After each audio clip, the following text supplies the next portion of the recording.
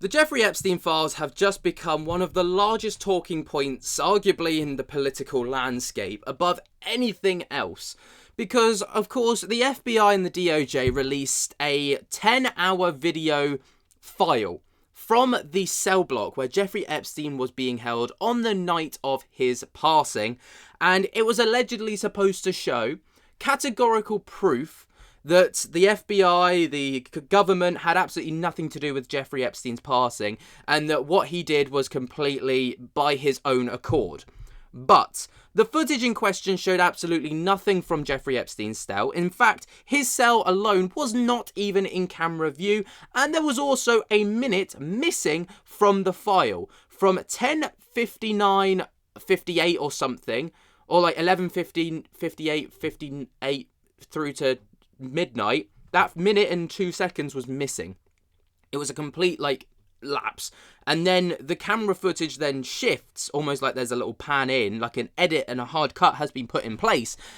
Now, Pam Bondi was questioned on this. Donald Trump obviously intervened and was like, are we still talking about this Jeffrey Epstein creep?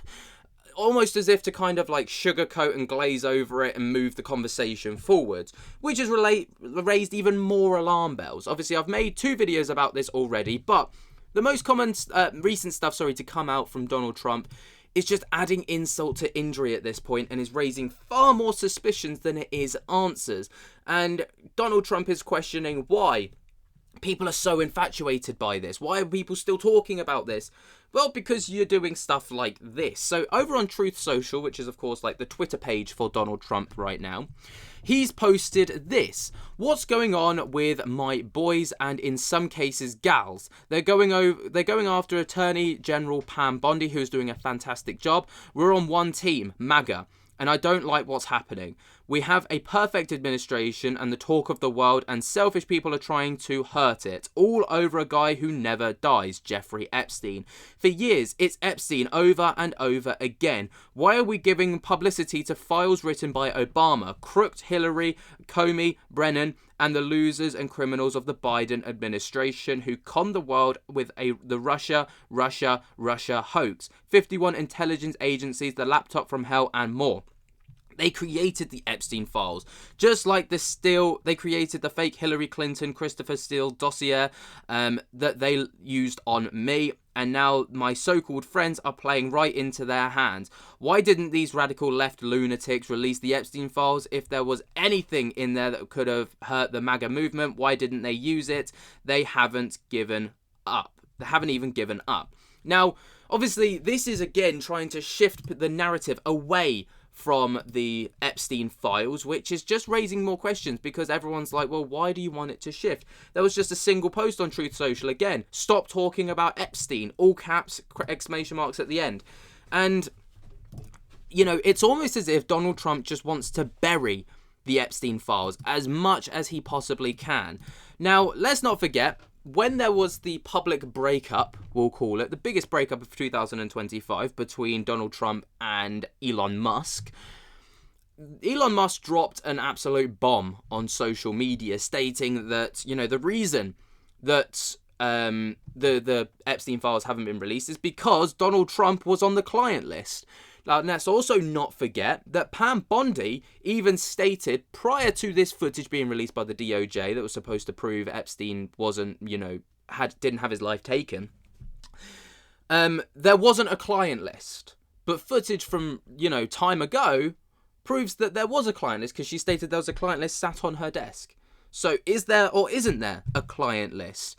Now, allegedly, Donald Trump is mentioned within this client list. So it would, play into the narrative potentially that, that Donald Trump wants to get rid of this because it's not exactly a great look that he would be mentioned in the Epstein files.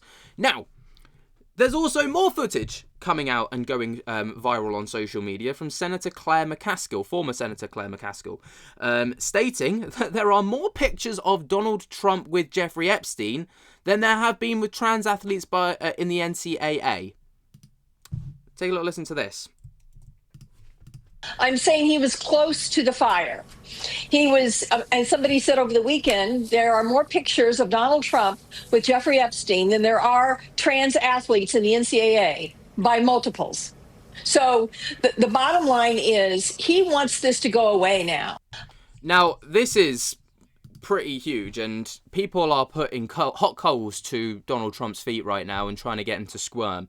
He's squirming, in my opinion. You know, it's quite obvious. But let's not forget as well that Donald Trump recently stated that he never even knew Jeffrey Epstein, never met the guy. But there is a multitude of pictures online of them having photos together. So they clearly knew each other. The narrative is becoming very skew-if, very messy. Now, Coffeezilla, a YouTuber on his second channel, Voidzilla, has been really keeping up with this one right now, and he wants to bury the Epstein files is the title of his latest video. And within that, you know, there is some, you know, hot news. So basically, he even goes as far as to state that there is an elite protection narrative to try and protect the elite at the cost of the victims, but playing the gaslight narrative of you don't want to release the files because it's detrimental to the victims and it could hurt the victims. Now, Voidzilla, Coffeezilla, goes against that and states that the reluctance to release the files is attributed to protecting powerful individuals, including Trump, Bill Clinton, and possibly even Prince Andrew, who were associated with Epstein. And the transcript suggests that these elites, regardless of political affliction, may fear potential exposure moving forward. Now, there are connections to Epstein, so Trump, Clinton, and Prince Andrew were reportedly close with Epstein, with evidence like photos and a dinner party anecdote contradicting Trump's claims of not even knowing Prince Andrew or Jeffrey Epstein. Now, you know, multiple sources like Mark Epstein, who is the brother to Jeffrey Epstein, Michael Wolff, and Steve Bannon suggest that Epstein had compromising information on Trump and Clinton, potentially explaining their resistance on releasing the files. So, you know, we can only speculate what this damning information is, but, you know, it also plays into this narrative of why the files won't be released fully by Donald Trump.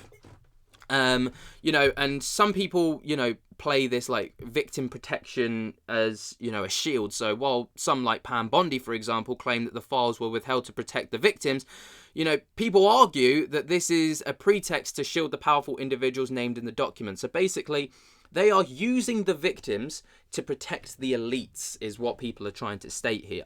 And that the elites are the ones that are absolutely shitting bricks right now because their whole empire is about to come crumbling down around them.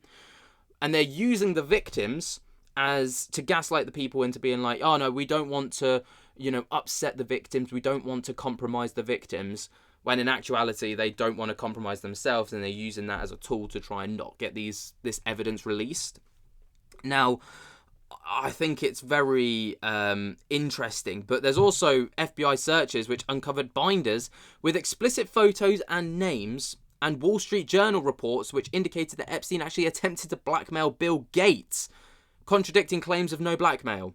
Right, so Bill Gates, obviously the CEO of Microsoft, one of the richest and most powerful men in the world, was, you know, he almost got blackmailed by Jeffrey Epstein, which is incredibly strange. Now, obviously, this is just one of many situations where, like, it's all kind of coming crumbling down around people. Donald Trump's, like, you know, trying to kind of get people to move the narrative away.